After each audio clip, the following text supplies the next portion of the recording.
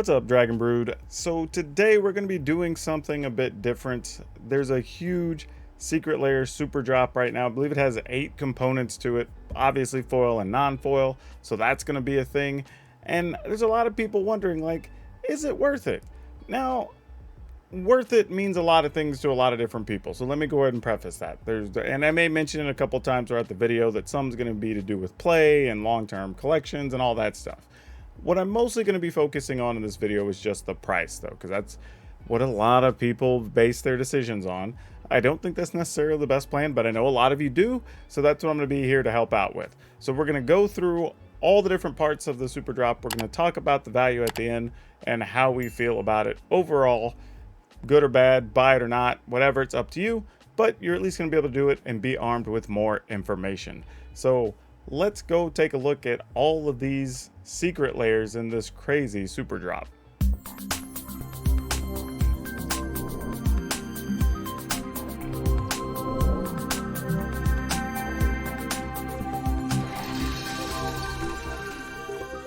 Okay, for the purposes of this, I'm not going to look at all of the foils and the regular cards. It's just making a really long video. I'm just going to focus on the non-foils, and we'll just understand that if the non-foils are a decent deal, the foils are probably also a decent deal. All right, so this is going to make it just easy, and it's a lot faster to be able to just look up non-foil prices on a lot of things. But yeah, all right, so we're going to hop right into it. So starting here, just looking across the top, you can buy them as like all of them if you want the foil bundle, non-foil if you want 4 of everything or whatever. They do make those packages. We'll talk about that later. Starting with the first one here, we do have Saturday Morning D&D. So this set includes Commander's Fear, Hero's Downfall, Impact Tremors, Primal Vigor, Unbreakable Formation, and Whir of Invention. The thing is, this set really is hanging its hat on just the Primal Vigor. I mean, if you want to take a look at the price, Primal Vigor, I believe, is like $40 some. So you're going to be getting, yeah, it's $40 plus, right? Which is fine, because if you need a Primal Vigor, feel free to buy one, right? You're going to pay that price anyway. You can go ahead and get this, and you get a bunch of other cards. And I will say, the other cards are at least playable. They just don't carry a lot of value. Commander's Fear, Hero's Downfall. Like, Hero's Downfall is like $4 or something. It's not really pricey at all. The other stuff, just a couple bucks included. So you're really hanging your hat here on that Primal Vigor. But Primal Vigor is also a card that's going to be good for the foreseeable future. Every card we've seen that doubles counters or doubles tokens or whatever always has value at the commander tables. So you're not going to go wrong necessarily having it. This one's fine. I mean, like I said, it's going to cost you $30 to get the whole bundle, and you're getting a card that's going to be over 40 bucks. So you can't really be too upset about it. This one's fine. All right, the second one we have here is the Mark Poole Secret Layer. So this one's a little different because it has 6 cards in it. You get Balance, Birds of Paradise, Brainstorm, Counterspell, Howling Mine, Wasteland. 3 of them being alt art, 3 of them being original art. That may actually matter to some people if you want the original kind of throwback art on a new border. That's a thing you can get because it doesn't exist on some of these. But I will say this is another one where there's not a whole lot of value outside of the main card here, which is Wasteland, which still carries about a $35+ value. So you're getting Wasteland and then a bunch of stuff for free. Howling Mine's a couple bucks. Counterspells actually have increased with them being printed in Modern Horizons 2. So there is a chance you could see some increased value in that one. Brainstorm, there's a million versions of it already. Birds of Paradise is actually okay. Birds of Paradise has seen an increase over the last year and a half, creeping up above like $12 for most versions. So there is a little bit of value there. And then Balance is fine, but most people only really play it in Vintage. You don't really see it anywhere else. So this one's another one I'm going to call fine. If you want a Wasteland, again, if you were going to buy one, you can go ahead and pick this up, and then you get some added value, especially between stuff like Counterspell and Birds of Paradise that actually still get played quite a bit. So this one I'll give the thumbs up to as well. You're going to come out a few dollars to the good, or you could even buy multiple sets if you wanted the other cards and then just sell your Wastelands to pay for them. Okay, now I'm going to be a little transparent here and say that I did not know who Fiona Staples was before this super drop happened, which is probably one of the purposes of it. One of the things I will say is anytime we have an artist come and do Magic from a whole other separate community, which looking at their artwork, I don't think they've done anything in Magic or D&D space before, but that means they're bringing a whole new fan base into the game, and that could affect some of the card prices. How much? Probably not a lot. You're talking maybe a 5 to 10% difference, as part of that fan base for that artist will likely be trying to pick some of these up. So that could change things too down the road, but just something to think about. All right, so this one has 5 cards. We've got Dryad of the Elysian Grove, Metallic Mimic, Sakura Tribe Elder, Soul Scar Mage, and Spell Queller. As it turns out, this one's actually fine for value. It's just not great for value. And surprisingly, I don't think people are aware that Dryad of the Elysian Grove is actually a decent value card at $15 plus, right? So kind of sneaks up on you when you're looking at, hey, is there actually value in this thing? The others, you're not looking at too much, right? You have like Metallic Mimic that's only a few bucks. So, there you go, $10. So that's not really pushing things too high. Sakura Tribe Elder doesn't carry a huge price tag, neither does Soul Scar Mage. Spell Queller has a little bit of value, and then it's going to put this at pretty close to a break even on the whole thing. Now, I will say it does have long-term value. Yeah, you're looking at between $6 and $8 on your Spell Queller. So really, that kind of puts you right at the mark of what you'd be making off this a little bit, so it's not too bad. You're coming out a little bit ahead, but you're looking at kind of longer term value, and you do have stuff like Soulscar Mage and Sakura Tribe Elder that are played quite a bit at the commander tables. Soulscar Mage and 60 card Magic, so there is a chance that people will want to get the rarer versions down the road, and that could push these up. And one of the things we have seen with Secret Lair so far is any of the cards that have actually been playable have actually carried good long-term value. Several of them going up above $20 and $30. So it would not be unreal to see this one actually be worth more later, especially because even Spell Queller is a playable card. Right out of the gate, not a huge value, but it is fine though. I would say this one's okay. If there's any of the cards you want in this one, this is one I generally say is you probably need to want 2 or 3 of the cards in here to make it really worth it for you. All right, so the next one we have up is the Jen Bartel bundle. I don't know what we call it, super drop. No, it's just the Jen Bartel Secret Lair, the special guest, I guess. This one only has 4 cards, and that's always a little bit of a tough deal for me whenever you're getting these Secret Lairs. When they have less than 5, that also means you get less hits for the cards to become valuable and playable later. So that's another thing to think about. However, here, this is interesting because this is really about one card, right? Archaeomancer doesn't really show up in much of anything. Card's not worth a whole lot. Meteor Golem, I believe the only thing I can think of is it showed up in some sideboards for Karn the Great Creator decks. And that's about it. And then Mesa Enchantress might get a little more play because of some stuff we've seen in Modern Horizons 2, but not likely. And there's enough versions of it out in the world that we're not really worried about that being super sought after right now. So this one is putting all of its eggs in the Bloom Tender basket. But if you look at Bloom Tender, it's actually still worth a bit. So I'm not going to say that it's a bad thing to pick this up. Again, if you want a Bloom Tender, it's going to be $40, right? So if you need a Bloom Tender, this is totally worth picking up. Because again, you could spend $40 or you could spend $30 and get some extra stuff. Now, admittedly, in this case, your extra stuff is really just a Mesa Enchantress. I don't think you're likely to use the other cards. But there's going to be some small long-term value. You get a couple of dollars a piece out of the other cards, maybe a year from now, so it's fine. But this one, of all of them, is mostly just buying a Bloom Tender, really, when you break it down. So this one is just, do you need Bloom Tender or not? All right, next one we have Phyrexian Praetors Complete Edition. Actually, I told you I'm not going to do the foil ones. I'm just going to look at the regular ones because I'm going to stay consistent. All right, here we go. The Complete Edition. This one's far and away the best one. This is one of the best ones they probably have had ever in the Secret Lair collection.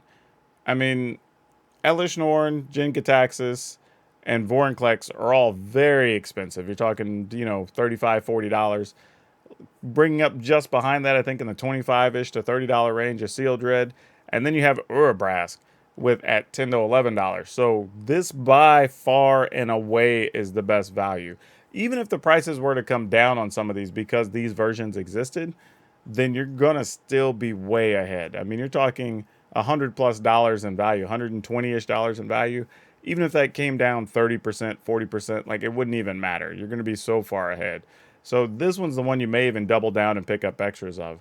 I also have a small inkling that because we've seen the Vorinclex already get printed in Kaldheim, and we've seen the Phyrexian font on one of them, it is possible that we're going to end up getting some future Phyrexian set. I don't know what it's going to look like, Mirrodins of some sort.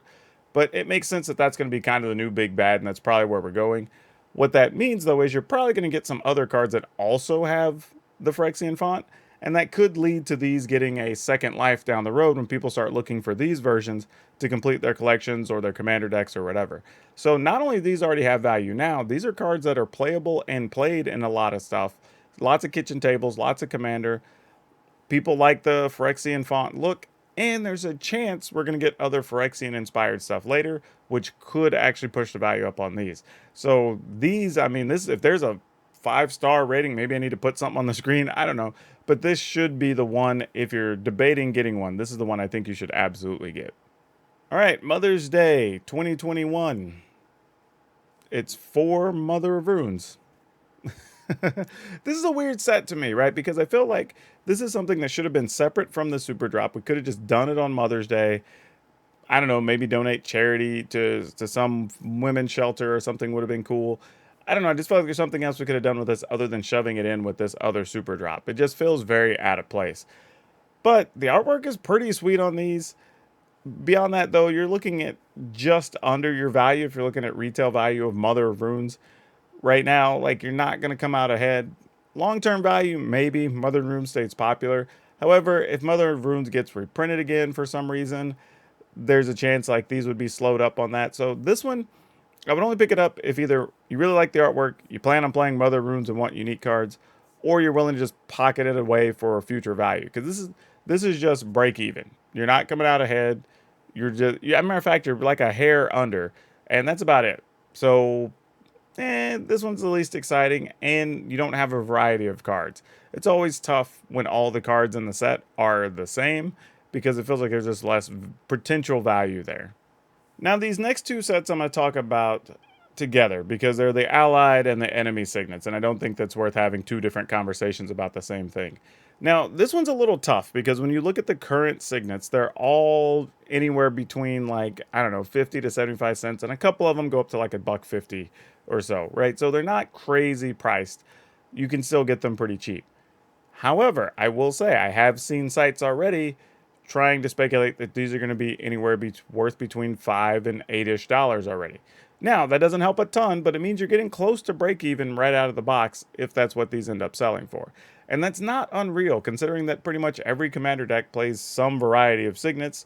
These could be sought after, being old border, being black border, having the old style art, could be very appealing, and they're going to be very rare, because this, I'd imagine in this super drop, these have potential to be the two, and probably the Mother of Runes one, being the ones that people don't buy. So, and there's a little thing here too that I don't think people consider a lot with collectibles. You know, a lot of times when there's a popular item and you get the less popular thing of that item, it ends up having long-term value, because as time goes by, collectors and completists want the thing that isn't out there.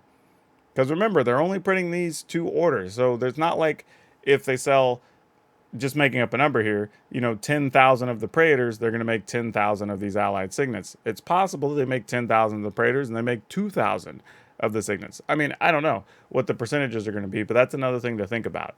So these two, I think you can get by on long-term potential value, because they're always going to be played. People make tons of commander decks. I can't see a way that these would be reprinted in any meaningful manner other than just regular versions being shoved into like the next commander release.